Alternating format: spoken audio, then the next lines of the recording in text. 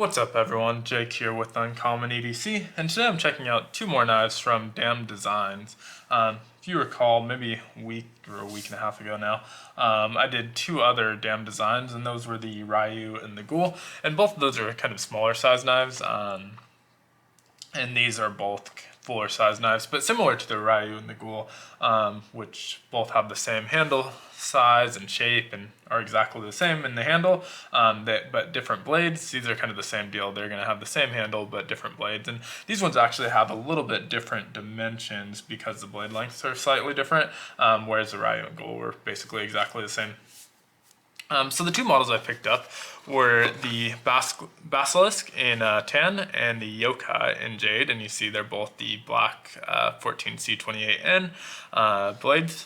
And so they have a couple different materials similar to the Ryu and Ghoul, but there's a lot more options actually with these ones. So the black 14C28N, these run $75 each, so both of these knives were $75. But there's a pretty wide range from $60 to $175, and that's going to depend on what steel you get, what handle materials, and that's basically it, I guess. And if it's coated or not. So like this is the black version is a little bit more expensive than the stonewash version, which is only $60. So both knives that have a $60 to $175 range there.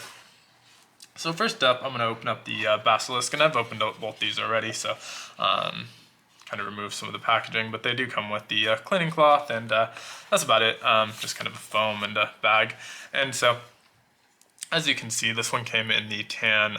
Really like this color actually. It's pretty unique G10 as far as colors go. I don't see this one a lot, and so I was excited to pick this one up. It's flipper action, and this is the drop point version, and so the handle on both these is going to be the exact same. I got them obviously in different colors again, so I can tell them apart without opening the knife, but the handle is going to be exactly the same when we open up the Yokai, just in jade instead of tan. But they do have reversible tip-up pocket clips, and those are kind of set within the G10, and so you'll have to remove that and switch it over to the opposite side. But that is nice so that it does sit flush in there, and just kind of sits flush in the pocket, which is really nice because sometimes when it sticks up, it'll get caught on that spot, but that's not going to happen with these because both the screws and the back end of the pocket clip are within the frame here. So super nice there. Just kind of their standard pivot, which I really like actually. Just kind of like a honeycomb looking design. Feels really good in the hand. And these are much bigger knives, like I said, a full-size knife. This kind of shape here is really nice. The jimping feels right, and it's a full 4-finger grip on there. For me, I think I probably have, I wear a large glove, but pretty average size hands. So I think that'll be kind of nice for most people. It is a liner lock, and that works well. And really nice action both ways. It does use that flipper tab, which I think I already mentioned. And that works really well.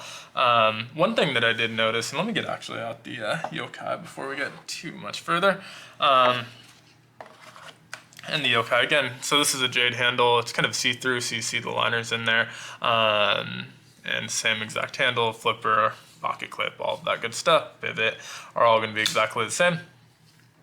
The main difference being that this is going to be a Tanto blade versus the drop point for the Basilisk. So really just a preference thing. Both of them have this kind of nice like ditch here. I don't know exactly if there's a more technical name for that, but where the jimping goes. And so it's a really nice spot for your thumb that just kind of grips well and it feels natural. And that flipper acts kind of as a little finger stop on the other side of the choil. But one thing I noticed on these is that the action's just a little bit better on the Basilisk. The detent's a little bit stiffer, and so when you flip it out, it comes out a lot more quickly and aggressively, whereas this one, it flips out fine. It's a little bit slower. The detent is a little bit weaker, and it is a little bit easier to fill it if you wanted to. So not the biggest deal, but I noticed the same thing on the Ryu and the Ghoul. The Ryu had a really strong detent and was easier to easier to flip out and harder to fail, whereas the Ghoul had a little bit of a weak detent and was pretty easy to fail. Not such a big deal, but you can see just kind of like the speed of the blade. I'm not sure how well that's picking up, but the speed of the blade when it comes out is so much slower on this, and it's so much easier to fail. So it's not the biggest deal in the world. You just have to kind of be cognizant of that and really make sure you're aggressively flipping it, because if you kind of lackadaisically push on it, it will fail it. And so again, not the biggest deal in the world, but something that I would like to see a little bit more consistently, because this one, it comes out much better, and it's actually pretty difficult to fail because that detent's a little bit stronger. Even when I'm pushing down softly, which I've been trying to fail it the last few times, it's flipping open. Whereas if I try and fail the yokai, it will fail pretty consistently.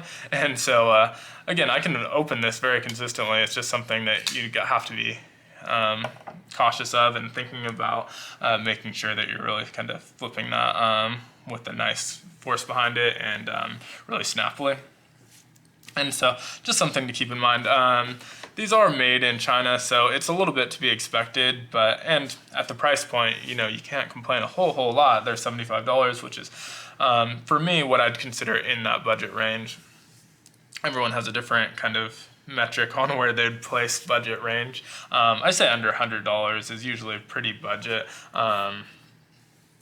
friendly. Some people would say under 50. But there's not a lot of knives nowadays that are going to be really good quality under $50. Probably more so than ever before, I guess, because there are a lot of, the Sandviks and the Sencuts and other brands that are kind of like budget friendly. Reich was a really good one.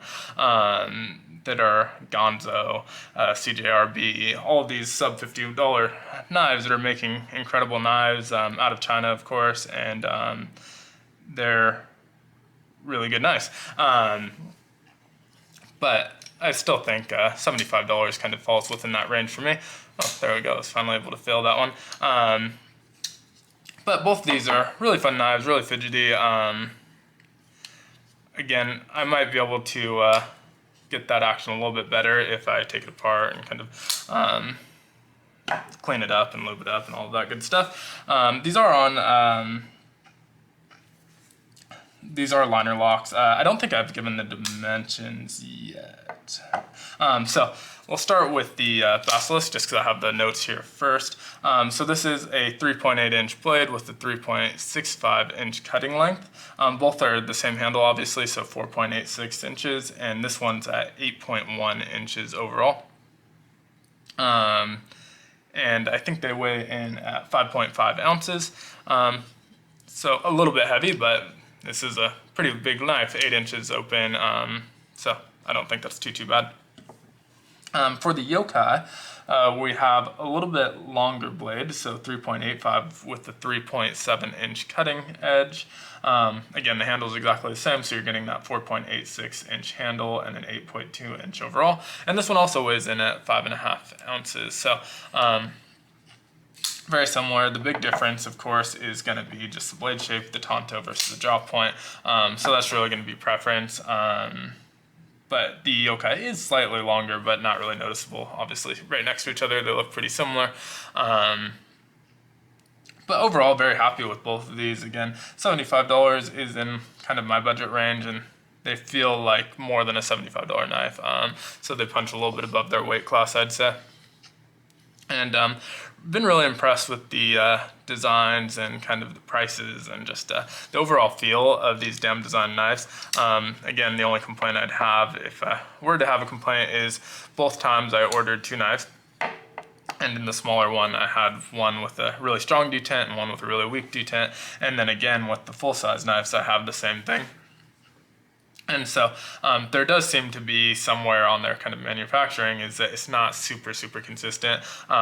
Never am I getting like a knife that I hate, but there's always one that I prefer of the two, and they're very noticeably different. And so It is something that I hope to see them improve upon. I do plan on ordering at least one more. I'm thinking about the Wendigo in titanium, just because I want to try out one with their kind of more premium quality materials and just see how those stack up against those. Obviously, the prices get a little bit higher there, in the $150 to $175 range, I want to say. I haven't ordered that one yet, and I'm probably going to wait a little while before I do that, just because I have a lot of knives that I want to review before that, and I don't really want to focus on one brand or the other, so hopefully I can get in some other brands of knives and some other videos before I check that one out. I'm not sure about availability. I mean, these ones have been consistently available. I didn't order them right away. I had my eye on them for a little while. And so they've been consistently available, so hopefully that will still be in stock when I'm ready to check it out. But if not, I guess I missed out, and that'll be okay also. But I do plan on ordering that Wendigo in titanium at some point. So definitely keep an eye out on those. But let me know what you think of these knives, if you have a Damn Designs, and which one and what you think of it. So far, I've been really happy with them. I like kind of just the branding on them. Their Damn Designs is the logo and all that kind of works well. And there's like the naming. They're obviously all named after like demons or dark entities, I guess you'd say. And so I really like that. And then the overall aesthetic of them is really great.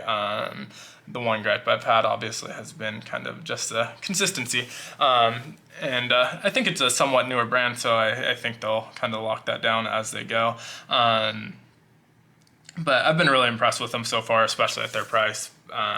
So I'll definitely continue to check these out. And then hopefully as new models come out, continue to kind of explore those as well. But again, let me know what you think in the comments below. Be sure to like, comment, subscribe, and hit the notification bell. And as always, I hope you have a great one.